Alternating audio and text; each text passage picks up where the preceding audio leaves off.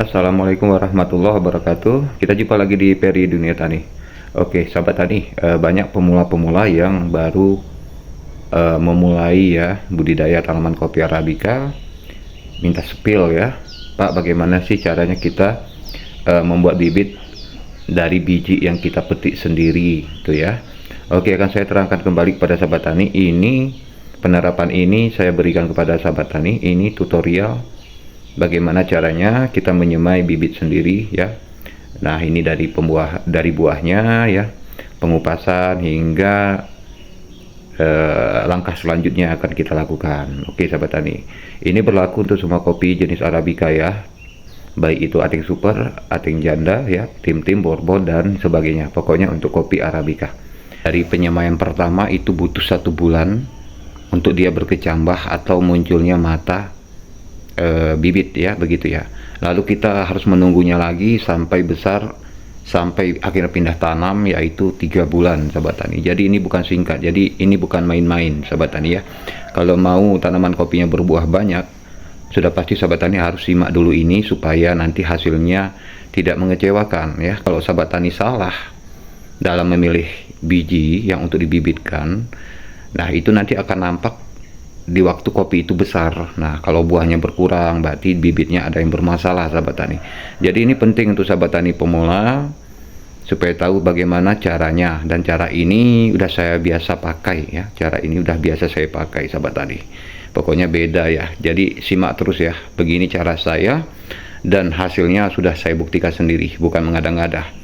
Jadi saya selalu berbagi pada sahabat tani melalui eksperimen sendiri, bukan dari kedari, bukan dari dari artikel Google ya. Karena itu belum tentu kebenarannya. Yang benar itu kita sendiri, karena kita berani uji. Ya, karena orang yang berteori belum tentu pandai praktek. Justru orang yang praktek ini yang harusnya kita dengar, karena sudah bisa berteori, karena dari praktek dia ambil, makanya bisa berteori ya. Oke, kalau begitu sahabat tani simak terus langkah-langkahnya ya. Oke sahabat tani ya. Mohon maaf ini jika kameranya buram karena masih saya pakai di HP rusak ini, jadi gimana lagi ya sahabat tani ya. Oke sahabat tani, kita jangan fokus ke situ ya. Langkah pertama sahabat tani sebelum melakukan pembibitan wajib tahu. Langkah pertama adalah pencarian biji atau buah kopi. Terutama kita harus mencari buah kopi di pohon induknya yang berbuah lebat ya, yang berbuah lebat. Dan yang kedua, kita jangan perhatikan buah lebatnya saja sahabat tani, tapi perhatikan pokok kopinya. Karena kebanyakan ada juga buah kopinya banyak tapi pokoknya sakit, pohonnya itu sakit. Nah, itu jangan dipilih sahabat tani ya. Nah, jangan langsung beranggapan buahnya itu wah banyak pak, pohonnya nggak kita lihat ya, daunnya kuning, rantingnya rusak ya kan. Nah, itu harus dilihat juga. Oke, jadi lihat ke situ. Dan selanjutnya sahabat tani, buahnya merah mengkilap ya, dan dagingnya manis ya, rasanya manis dagingnya ya, karena kulitnya ini kan kopi ini kan ada dagingnya ya, ada dagingnya, dalamnya ada bijinya, itu terasa manis. Nah, itu cocok ya, gendut ya, gemuk seperti ini tuh. Nah, jadi yang nggak boleh itu macam mana apa yang nggak boleh itu seperti ini sobat tani. Ini kita bawa contoh. Nah, seperti ini, kuning merah seperti ini tidak layak dijadikan bibit sahabat tani. Kenapa? Karena bijinya belum terlampau tua atau pemasakannya belum sempurna, jadi jangan dijadikan bibit. Nah, karena kalau seperti ini nanti kita paksa jadi bibit, ini akan mati apa namanya, mati batang sebelum berkembang. Nah, seperti itu artinya waktu kita tanam ya, waktu kita semai ini tumbuh sahabat tani. Begitu dia tumbuh nanti di usia 3 bulan kita pindah semai, dia mati gitu, dia mati nggak tahan sahabat tani. Itulah sebabnya jangan asal-asalan memilih bibit ya. Nah, carilah yang merah seperti ini atau kegelapan atau maron ya. Nah, seperti itu ya sahabat tani. Ini saya sediakan khusus untuk stok aja nih sahabat tani, karena saya tidak lagi menanam besar-besaran. Ini hanya untuk persiapan sisipan, karena tanaman kopi kita sebenarnya baik-baik apapun, kalau sudah kena hama atau serangan penyakit virus tetap mati. Jadi kita harus selalu sediakan cadangan stok ya untuk jaga-jaga. Oke, dan yang paling wajib sahabat tani perhatikan dari pengambilan bijinya ini dari usia pohon kopi berapa tahun. Nah, jadi saya sarankan di sini pohon induknya harus berusia 7 tahun sahabat tani. Tidak boleh di bawah itu. Loh, kenapa Pak? Karena misal ini kalau sahabat tani mengambil biji untuk jadikan bibit dari pohon induk yang masih berusia 2 tahun, itu tanaman kopi yang masih umur 2 tahun atau 3 tahun, misalnya Ateng Super tadi, itu usianya saja belum cukup tua. Artinya di situ masih kategori kopinya lagi belajar berbuah. Nah, jadi situ belum dijamin kepastiannya apakah kopi itu punya daya tahan lama atau cepat, kan begitu sahabat tani, karena usia masih 2 tahun. Jadi kenapa kita pilih indukan yang 7 tahun? Karena dari 2 tahun sampai ya di tahun ketujuhnya itu, di situ akan terlihat sahabat tani kekokohannya, daya tahan kopinya, batangnya, kelebatan buah dan daunnya gitu ya. Di situ terlihat. Makanya banyak sahabat petani pemula yang mengambil bibit tanpa tahu apakah usianya itu 2 tahun, apakah dia sudah 7 tahun. Asal ambil, asal semai, yang penting konsepnya tumbuh itu. Begitu dipindah tanam di lahan dasarnya, ternyata mati, nggak tahan ya. Nah, itu ada pengaruhnya sahabat tani. Itu karena bijinya diambil dari pohon induk yang umurnya belum masuk matang. Nah, jadi kalau kita ambil biji kopi dari umur yang sudah matang seperti 7 tahun ke atas, wah itu sudah mantap, sudah memiliki daya tahan dan sudah memiliki kekuatan. Makanya tanaman kopi ini kan kalau sahabat tani tengok, yang tahan-tahan, yang nggak tahan mati, begitu ya.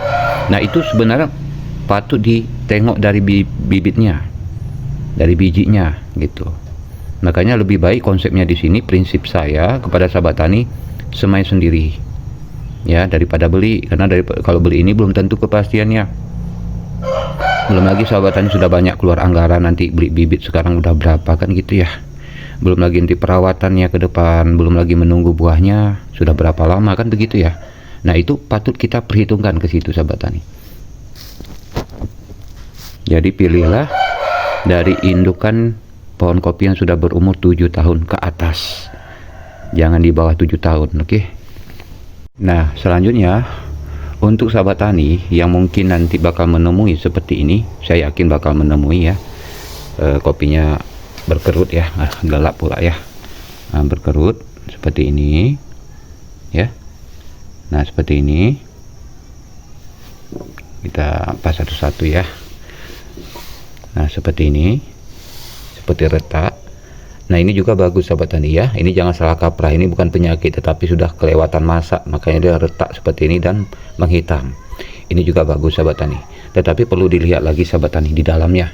Kita usahakan untuk bibit itu adalah biji kopinya double di dalam. Ini kita lihat nih, nampak satu nih. Nampaknya ya, tunggal. Oh, 2 ya, 1. Nih. Nah, ini. Ini saya sarankan tidak usah untuk bibit sahabat tani.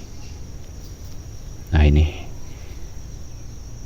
masih saya eksperimenkan. Ada yang bilang katanya inilah penyebab kenapa tanaman kopi kita banyak cabang rajanya ya, tunas rajanya gitu.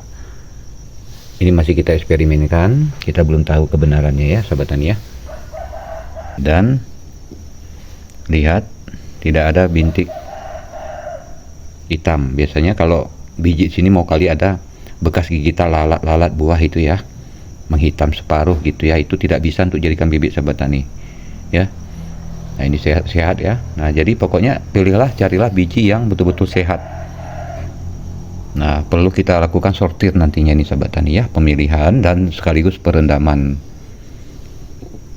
Oke, dan perlu sahabat tani tahu banyak keuntungan yang kita dapat jika kita lakukan semai sendiri atau membuat bibit sendiri sahabat tani. Yang pertama ya, dengan seperti ini adanya satu piring kecil ini bisa dibilang ada sekitar 100 atau 200-an ya bijinya, karena kan dalam satu buah ini kan isinya double ya, ada 2 begitu sahabat tani. Tapi nanti dalam perendaman akan nampak nanti ada juga yang kosong ya, itu yang kosong nanti kita buang. Pokoknya nanti ikuti terus ya sahabat tani tutorialnya, cara saya pribadi ya, dan hasilnya nggak usah ditanya lagi karena dari konten sebelumnya sudah saya tunjukkan pada sahabat tani, itulah hasilnya sahabat tani ya.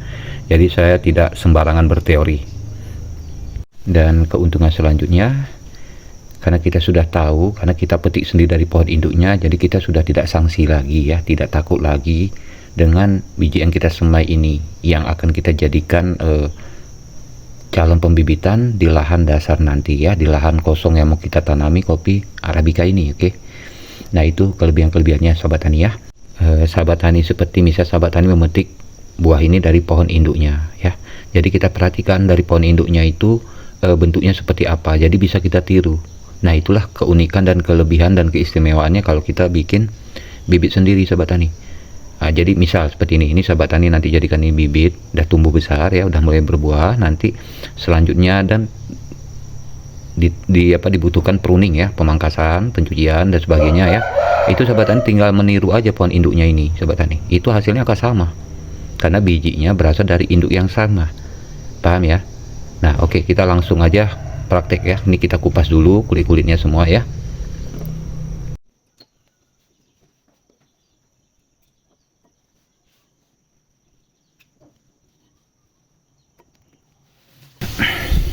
Oke, sebenarnya ada alternatif lain ya untuk sahabat tani. Jika kesulitan mengupas, bisa juga kita rendamkan dulu ya. Nah, karena ada juga sebagian suatu kita kupas seperti ini keras ya gitu ya. Nah, tapi kalau memang lunak lembek seperti ini, itu tak perlu ya, pakai tangan pun juga bisa gitu sahabat tani. Pokoknya sahabat tani kalau menemukan kopinya tunggal seperti ini, nah itu sebaiknya jangan dijadikan bibit ya. Nah, ini kita sortir.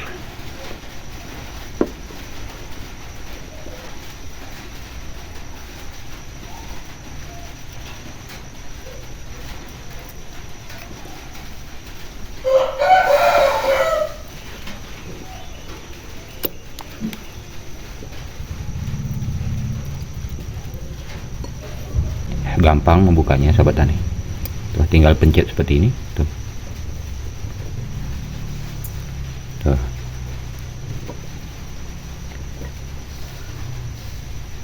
Ini saya sediakan secukupnya aja, ini untuk stok ya, untuk cadangan saya ini sahabat tani ya. Karena sebagus-bagusnya tanaman kopi kadang-kadang karena faktor tanah ya, banyak jamur kupasnya, penyakit, hama dan serangan lainnya ya, membuat tanaman kopi itu terserang dan mati. Jadi kita perlu selalu menyediakan stok seperti ini ya. Ini pun udah kebanyakan sebenarnya ya.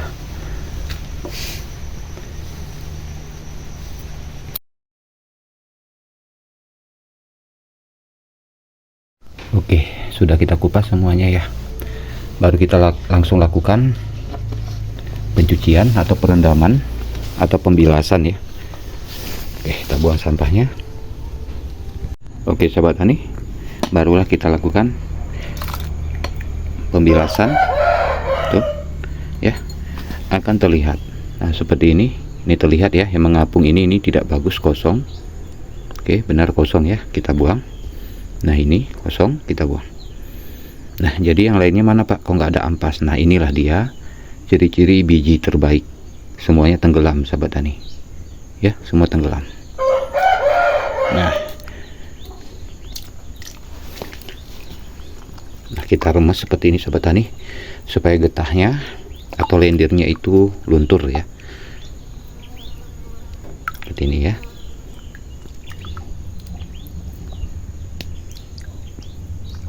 Jadi kualitas kopi itu terlihat dari bijinya tenggelam, tidak mengapung ya.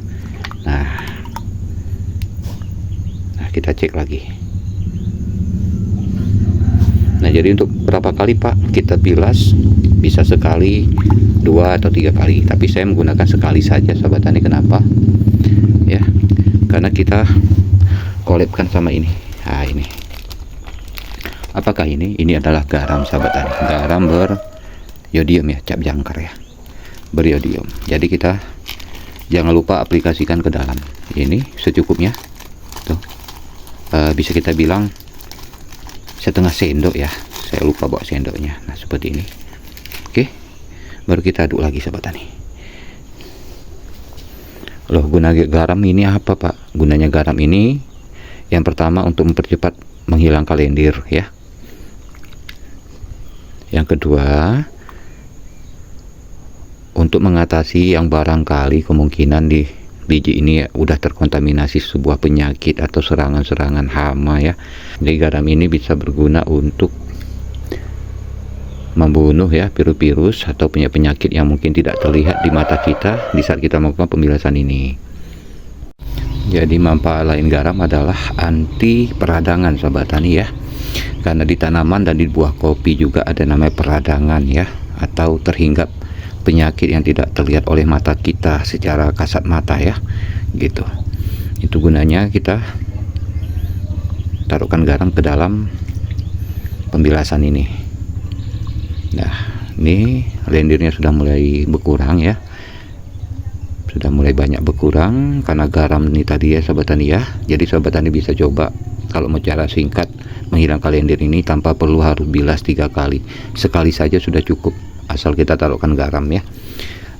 Masalah takaran garam itu tergantung dari bibit yang mau kita buat. Nah seperti ini ya, dari biji yang kita buat ini. Kalau saya kan tidak banyak ini ya, jadi kalau misalnya ada 1 kilo sahabat tani atau 1 bambu untuk jadikan biji itu 2 sendok garam makan ya. Nah itu. Nah ini sudah tidak blender lagi. Oke, apa cara selanjutnya? Mari ikuti terus sahabat tani.